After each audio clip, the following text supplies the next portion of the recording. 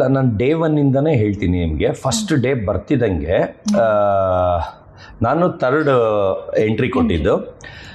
ಅಲ್ಲಿ ಏನಂದರೆ ಎಲ್ಲ ಖಾಲಿ ಇತ್ತು. ಆಮೇಲೆ ಹಾಸಿಗೆನೂ ಯಾರೂ ಹಿಡ್ಕೊಂಡಿರಲಿಲ್ಲ. ಅಂದರೆ ಸುಮ್ಮನೆ ಅವರವರೇ ಬಂದು ಇದು ನಮ್ಮದು ಅಂತ ಹೇಳೋಗಿದ್ರು ಏನೋ, ನನಗೆ ಗೊತ್ತಿಲ್ಲ. ಆಮೇಲೆ ನಾನು ಬಂದು ಬಟ್ಟೆ ಬಂದು 25 ಲಕ್ಷದ ಬಟ್ಟೆ ಬಿಗ್ ಬಾಸ್ ಟೀಮ್ ಅವರು ಬರ್ತಾರೆ. ಬಂದ್ಬಿಟ್ಟು ಪ್ಯಾಕ್ ಮಾಡಕ್ಕೆ ಬಂದಾಗ ನಾನು ಅವ್ರಿಗೆ ಒಂದು ರಿಕ್ವೆಸ್ಟ್ ಮಾಡ್ತೀನಿ, ನಂದು ಮನೆ ಬಟ್ಟೆ ಒಂದು ಒಳಗೆ ಬರ್ದೇ ಇದ್ರೂ ಪರವಾಗಿಲ್ಲ, ಒಂದು ವಾರ ಹಂಗೆ ತಡ್ಕೊಂಡು ಒಂದು ವಾರ ಆದಮೇಲೆ ಆಚೆಯಿಂದ ತರಿಸ್ಕೊಳ್ತೀನಿ, ನನಗೆ ಡೇ ಒನ್ನೇ ಇಷ್ಟು ಬಟ್ಟೆನೂ ಹೆಂಗಾರ ಮಾಡಿ ಕಳಿಸಿ ಅಂತ ಒಂದು ಕಾರ್ ತುಂಬ ಬಟ್ಟೆ ತುಂಬ್ಕೊಂಡು ಹೋಗ್ತೀನಿ. ಕಾರ್ ತುಂಬ ಬಟ್ಟೆ ನಾನೇನು ಅನ್ಕೊಳ್ತೀನಿ 2 ಸೂಟ್ ಕೇಸಲ್ಲಿ ಇಡಿಸಲ್ಲ ಅಂತ. ಆದರೆ ಅವ್ರು ಬಂದಿರೋರು ಅದು ಎಷ್ಟು ಎಕ್ಸ್ಪರ್ಟೋ ಗೊತ್ತಿಲ್ಲ, ಮಡ್ಚಿ ಇಷ್ಟಿಷ್ಟು ಚಿಕ್ಕದು ಮಾಡಿದ್ರು ಒಂದೊಂದು ಶರ್ಟ್ನ.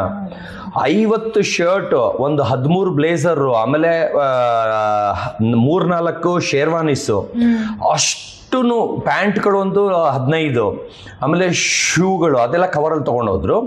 ಎಲ್ಲದನ್ನೂ ಸೆಟ್ ಮಾಡಿಬಿಟ್ರು. ಇನ್ನೇನಾರು ಇದೆಯಾ ಅಂದರು. ಇನ್ನೇನಿದ್ರು ಓಲ್ಡ್ ಬಟ್ಟೆ ಮಾತ್ರ. ಅದು ಬಂದು 2 ಕಳಿಸ್ತೆ ಒಳಗೆ. ಅಂದರೆ 2 ಅಂದರೆ ಅಷ್ಟಕ್ಕೆ ಜಾಗ ಇದ್ದಿದ್ದು. ಆಮೇಲೆ ಅವರು ಒಂದೊಂದು ಬಟ್ಟೆ ಎತ್ತುತ್ತಾ ಇದ್ರೆ ವಾವ್ ಇಬ್ರು ಹುಡುಗರು ಬಂದಿದ್ರು. ವಾವ್ ಇವತ್ತವರೆಗೂ ಹಿಸ್ಟ್ರಿ ಕ್ರಿಯೇಟಿವ್, ಯಾರು ಈ ಥರ ಬಟ್ಟೆ ಹಾಕಿಲ್ಲ, ಏನು ಈ ಲೆವೆಲ್ ಗುಚ್ಚು ಅಂತ ಹೇಳಿದ್ರು. ಇಲ್ಲ, ನಾನು 1 ತಿಂಗಳಿಂದ ಶಾಪಿಂಗ್ ಮಾಡ್ತಿದ್ದೀನಿ, ನೆನ್ನೆ ನೈಟ್ 9 ಶಾಪಿಂಗ್ ಮಾಡಿದ್ದೀನಿ.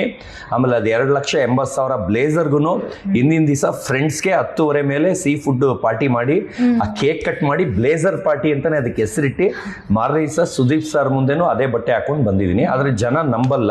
ಅದನ್ನ ಕೈ ಕೊಟ್ಟಾಗ ನೀವೇ ನೋಡಿದ್ದೀರಾ, ನೀವು ಅದನ್ನ ನಿಮ್ಮ ಬಾಯಿಂದ ಹೇಳಬೇಕು ವರ್ತ ಕರೆಕ್ಟ್ ರೇಟ್ ಅಂತ. ಆ ಥರ ವರ್ಕ್ ತುಂಬಾ ರೇರ್ ಸಿಗೋದು. ರೇರು ನೀವು ನೋಡಿರಲ್ಲ ಅಲ್ವಾ, ಇಷ್ಟು ಕ್ವಾಲಿಟಿ ನೋಡಿರಲ್ಲ. ಆಕ್ಚುಲಿ ಮೆನ್ಸ್ ವೇರ್ ಅಲ್ಲಿ ಇಷ್ಟು ಕ್ವಾಲಿಟಿ ನೋಡೇ ಇಲ್ಲ.